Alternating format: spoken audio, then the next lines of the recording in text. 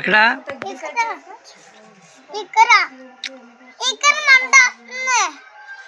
తగ్గిపోద్దులేదులే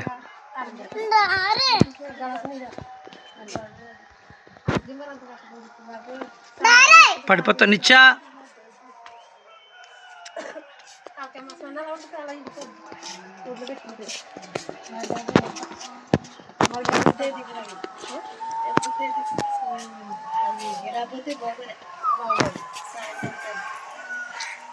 అది